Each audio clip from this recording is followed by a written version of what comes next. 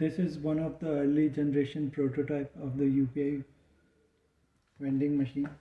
So the customer will select the button, and once he select the desired button, it will take you to the payment page, and it will give you some time to do the payment. Once the payment is done, the tea or coffee is automatically dispensed and the machine will return to its previous menu. Thanks for watching. Have a nice day.